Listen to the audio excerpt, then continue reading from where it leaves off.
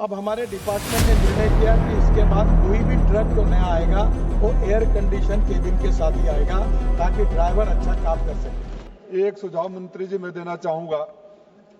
हमारे यहाँ जितने भी एक्सीडेंट होते हैं जिसमें ड्राइवरों की मौत होती है ओवर आवर्स ड्राइविंग करने की वजह से होती है। 8 घंटे से ज़्यादा 12 घंटा 14 घंटा 16 घंटा सुबह में होती है। तो क्या कोई ऐसी योजना पर विचार किया जा सकता है दुर्घटना को रोकने के लिए कि एक सीमित आवर से ज़्यादा वो ड्राइविंग न करे? और ये ड्राइवर भी अनऑर्गेनाइज सेक्टर में आते हैं, करीब कई तो दिहाड़ी पर चलाते हैं। उनके लाइसेंस के साथ कोई इंश्योरेंस स्कीम शुरू हो जाती कि अगर दुर्घटना हो जाता तो उनके परिवारों को संबल मिलता। 2 सुझाव और सवाल जैसे भी समझे ये है मेरे माननीय मंत्री जी। धन्यवाद। माननीय अध्यक्ष महोदय, ये बहुत इम्पोर्टेंट है कि हमारे एक्सीडेंट्स ड्राइवर के द्वारा क्यों होते हैं। आपने सही बात कही है कि 16-16 घंटे काम करते हैं और उसमें 46-47 डिग्री टेम्परेचर रहता है और इसलिए अब हमारे डिपार्टमेंट ने निर्णय किया कि इसके बाद कोई भी ट्रक जो नया आएगा वो एयर कंडीशन केबिन के साथ ही आएगा ताकि ड्राइवर अच्छा काम कर सके। अभी यहाँ अगर एसी नहीं होता तो हमारी हालत क्या होती, और इसलिए हमने उसको मैंडेटरी किया। दूसरी बात ऐसी है कि एक्टिव सेफ्टी सिस्टम ये हमने इम्प्लीमेंट की है। इलेक्ट्रॉनिक स्टेबिलिटी कंट्रोल ये हमने इसमें ट्रक सिस्टम में लाया है। हेवी ब्रेकिंग होने पर गाड़ी एकदम स्थिर होती है। Advance driver assistance system ADS 12 प्रकार की टेक्नोलॉजी है जिसमें ड्राइवर को एकदम से ब्रेक मारने पर कोलिजन से बचाता है। ड्राइवर ड्राउजीनेस सिस्टम, ड्राइवर को नींद आने के पर एक अलार्म बजेगा अभी ताकि ड्राइवर तुरंत अलर्ट हो जाएगा, और ड्राइवर को अलर्ट करना बहुत इंपॉर्टेंट है। दूसरी बात, ये हथौड़े लेकर बस बॉडी बनाने का काम हमारे देश में चलता है और मैं दयालु दृष्टिकोण रखकर बहुत दिनों तक उनको मैंने मुद्दत दी कि आप अच्छी बॉडी बनाओ, अच्छी इंडस्ट्री। हरियाणा में बहुत लोग हैं, जालंधर, लुधियाना में, इंदौर में है, हमारा रोजगार जाएगा। मैं कहता हूँ आप नई इंडस्ट्री चालू करो, इंटरनेशनल बॉडी बनाओ।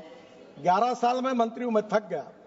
अब मैंने कहा नथिंग डूइंग, क्योंकि हमारे समृद्धि महामार्ग पर एक बस गिर के 40 लोग मर गए और इसलिए अब इसके बाद बस बॉडी कोड भी हमने लाया है। यूरोपियन स्टैंडर्ड की ही बस तैयार होगी। ये हथौड़े छाप बसेस बनाने की बॉडी अब बंद होगी।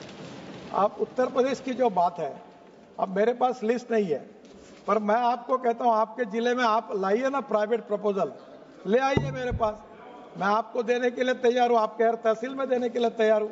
आप वहां ड्राइविंग ट्रेनिंग सेंटर भी डालिए, स्क्रैपिंग सेंटर भी डालिए और फिटनेस सेंटर भी डालिए। आप कम से कम 700-800 लोगों को तुरंत रोजगार मिल जाएगा। तो हम जरूर आपको सहयोग करेंगे।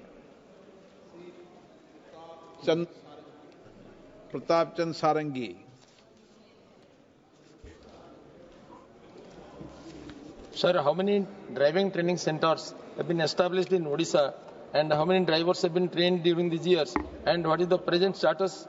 Sir, whether the government is aware of the fact that many accidents are frequently taking place due to the worst road condition of the NH from Bhadrak to Waleshwar, and in spite of repeated requests, these things have not been developed.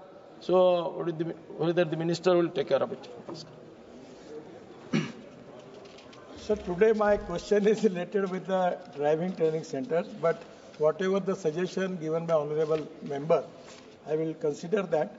If the black spots are there or what are the reasons for that, for the accidents, we will find out and I will do it, sir.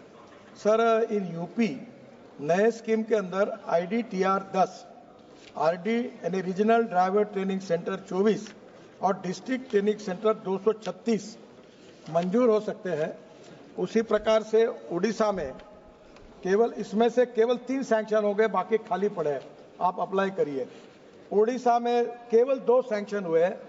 New policy के मुताबिक हम 53 centres, इसमें IDTR 2 और regional driver training centre 5 और DTC driving training centre 46 sanction कर सकते हैं। आप लोग भी इनिशिएटिव लो और प्रपोजल तैयार करके लाओ। प्रपोजल कैसे बनाना, इसकी मदद चाहिए तो मेरे ऑफिस में आओ, वो भी मैं आपको पूरा बुक तैयार करके दिया है और इसके कारण आपके क्षेत्र के लोगों को रोजगार मिलेगा। हम सबको उसके लिए निष्कर्ष के आधार देने के लिए तैयार हैं।